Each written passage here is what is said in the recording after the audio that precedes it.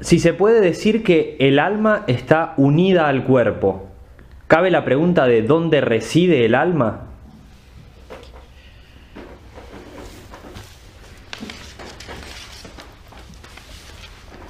La pregunta cabe y es una pregunta que hay que responder.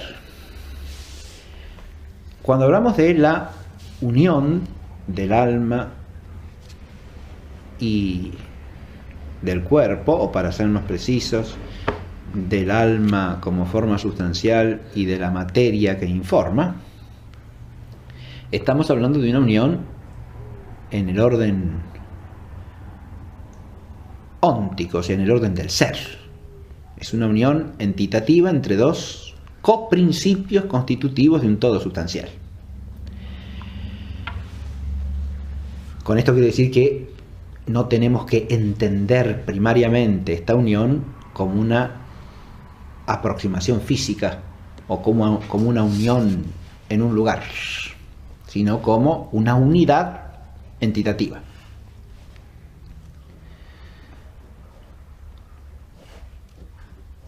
Pero dicho esto, hay que advertir que, siendo el alma una forma de naturaleza espiritual,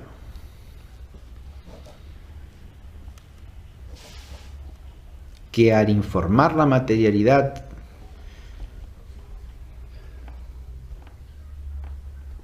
pone la determinación esencial de una sustancia corpórea,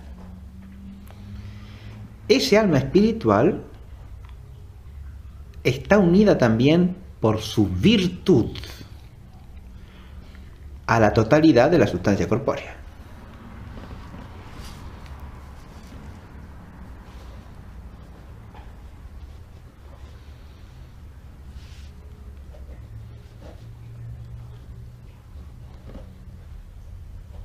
Ese principio formal determina el todo y es la raíz de las potencias operativas del todo. Por lo tanto, ese principio formal tiene en sí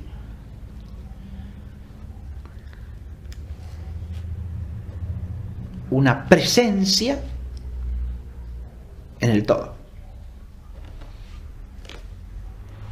Está presente en el todo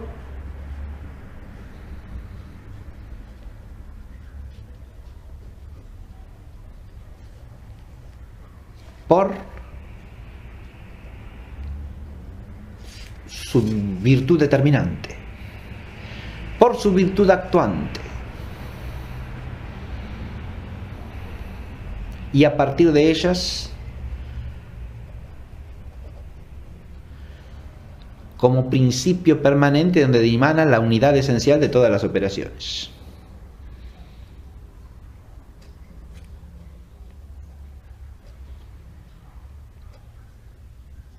Adviértase que es principio formal, por lo tanto determinante y actuante. Y como principio determinante y actuante, ¿qué es? Es el fundamento de la unidad sustancial, en acto de tal esencia. Es el fundamento, por eso, de la unidad dinámica de todas las operaciones. ¿Qué quiero decir con esto? Que el hecho de que nuestras operaciones intelectivas, sensitivas, vegetativas y aún de orden físico transitivo, que todas esas operaciones y actividades de la sustancia tengan unidad, tiene también su fundamento en la virtualidad del único principio formal. Si no, no serían operaciones de una sustancia humana. Si partimos de aquí, de lo que llevamos dicho, podemos advertir dos consecuencias fundamentales que empiezan a responder la pregunta que se ha hecho. La primera: siendo el alma de naturaleza espiritual, no le podemos atribuir sin más un lugar físico al modo de un cuerpo.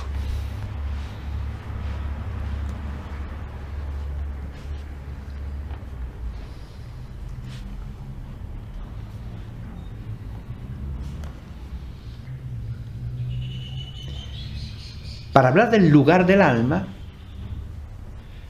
hay que analogar el concepto de lugar.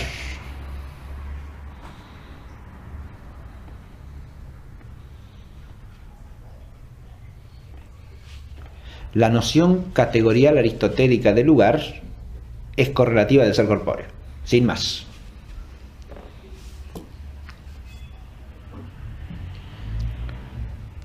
Porque el lugar en Aristóteles no es otra cosa que la ubicación de un cuerpo en cuanto establece un límite con todo otro cuerpo. E implica la extensión. De manera que de ninguna manera se puede atribuir a un ente que no sea corpóreo. Para analogar el concepto de lugar, como hacen muchos escolásticos, ¿sí? Recuerdo, por ejemplo, el amplio tratamiento de esa cuestión de la analogía del lugar que hace Suárez en sus disputaciones metafísicas, ¿no? Para analogar el concepto de lugar ya hay que entender el lugar de otra manera, ¿sí?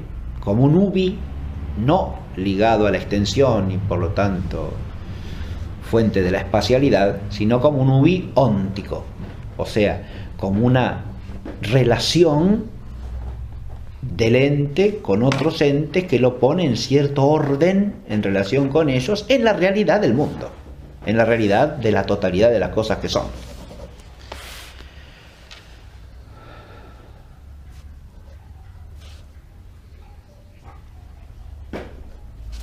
Y como una relación de contigüidad o de proximidad con otros entes que sean de su misma naturaleza o que compartan su mismo estado o condición.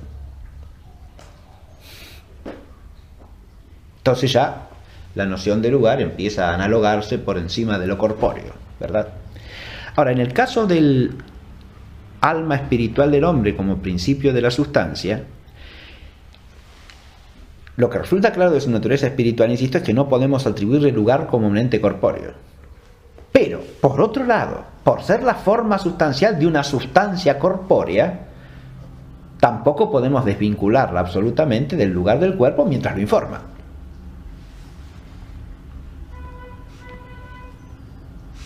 Porque al estar unida al cuerpo, está presente en el cuerpo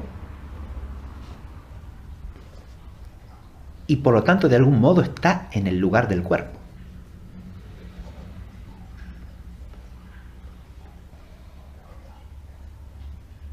¿Está como cuerpo? No, pero sí como principio formal del cuerpo. Por la presencia y virtualidad que ejerce en la totalidad de la sustancia.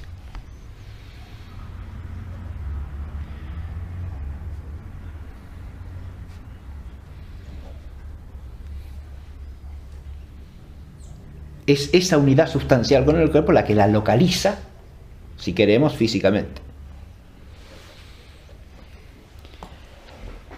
Ahora, es claro, como enseñan unánimemente los autores escolásticos y ya los padres de la Iglesia también en general, San Agustín lo enseña con toda explicitud, ¿no?, que no se puede atribuir al alma una localización en el propio cuerpo, porque siendo el principio sustancial y siendo ella de naturaleza espiritual, no puede estar en una parte del cuerpo.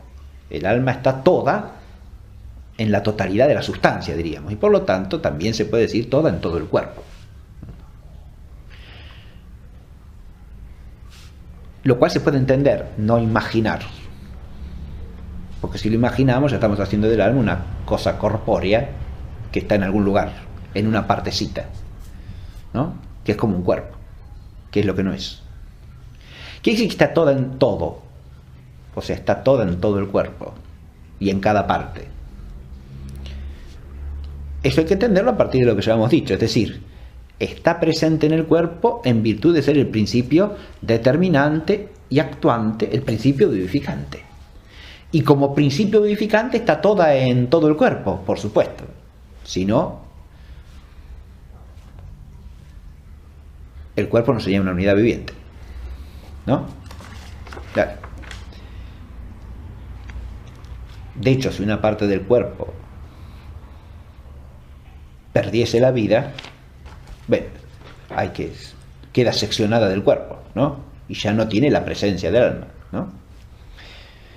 Pero mientras está unida a la vitalidad del cuerpo, el alma está presente toda en esa parte, por ínfima que sea esta parte, en cuanto que esa parte es constitutiva de la unidad orgánica del único cuerpo que es ese hombre. Y está presente toda porque está presente como principio vivificante, por su virtualidad actuante, determinante, vivificante y radicante de todas las operaciones.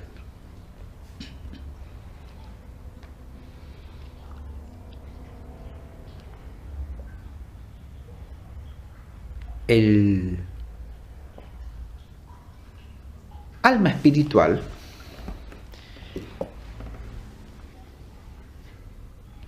en sus operaciones propiamente espirituales manifiesta, diríamos de una manera experimentable, al menos en la experiencia interior, esa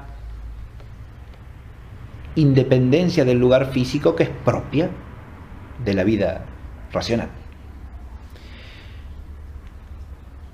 Es a esto a lo que alude San Agustín en múltiples expresiones, pero recordemos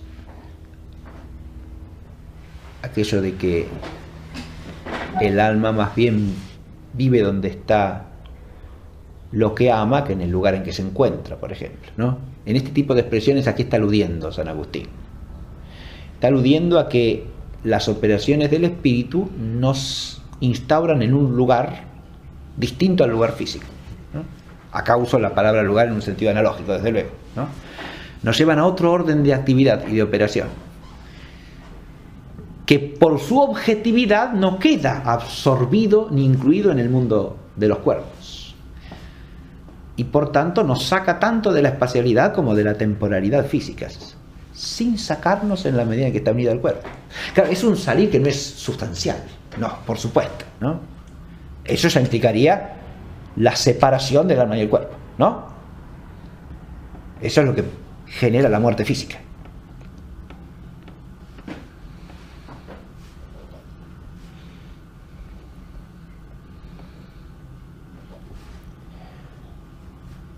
Lo más próximo a ello puede hallarse quizá en ciertas experiencias místicas, ¿no?, de orden sobrenatural. Pero y quizá también en algunas experiencias de orden preternatural, como las vinculadas a los fenómenos llamados de bilocación o también de clarividencia de hechos que acontecen en otro sitio. Pero estas realidades trascienden el horizonte del filósofo, ¿no? El filósofo podrá tenerlas como posibilidades de las que tendrá que dar cuenta en cuanto a cómo es posible semejante cosa, si es posible, ¿no? Lo que sí experimentamos y que el filósofo puede atender con toda claridad es esa heterogeneidad del lugar y incluso también de la temporalidad que va asociada a esto, ¿no?, que tienen los actos propios del espíritu, ¿no?, o sea, los actos de la inteligencia y de la voluntad. Nuestro entendimiento en cuanto a que opera, de alguna manera, puede sacarnos del lugar físico en cuanto a la experiencia de aquello a que nos remite, ¿no? Nos traslada a otra esfera o a otra dimensión de realidad. Y con esto, ¿qué es lo que queremos expresar? Queremos expresar que por la operación intelectual nos vinculamos y nos hacemos contiguos a otras realidades que no son las del mundo físico, ¿no? Así como por el cuerpo somos contiguos a los cuerpos que nos rodean y estamos en un lugar espacial, digamos, ¿no?, por el pensamiento y por el afecto de la voluntad o por el querer de la voluntad nos vinculamos a realidades que no están en el espacio. Y que no son temporales probablemente también, ¿no? De manera que nos hacemos contiguos o nos hacemos próximos a esas realidades, ¿no?, por la operación, o en la esfera operativa, insisto, no en la esfera de la entidad sustancial. Porque eso implicaría, como ya he dicho, la separación del alma espiritual respecto de la materialidad, ¿no?, como una aproximación física o como una unión en un lugar, sino como una unidad entitativa.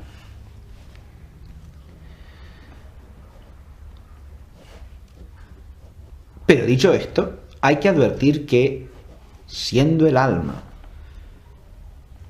una forma de naturaleza espiritual,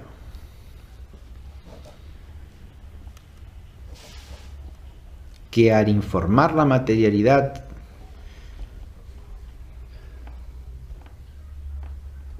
pone la determinación esencial de una sustancia corpórea,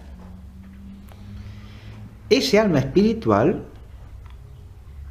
está unida también por su virtud a la totalidad de la sustancia corpórea.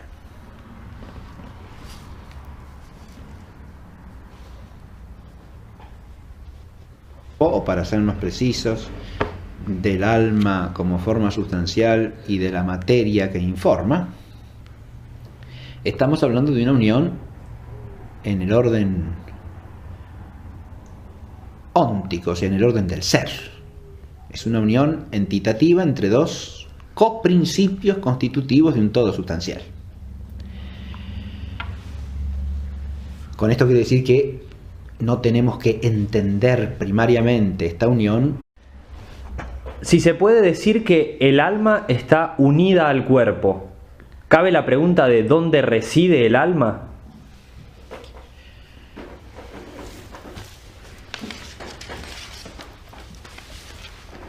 La pregunta cabe y es una pregunta que hay que responder.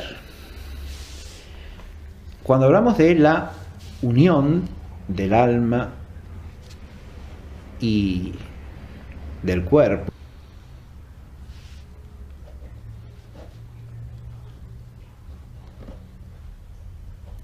ese principio formal determina el todo y es la raíz de las potencias operativas del todo. Por lo tanto, ese principio formal tiene en sí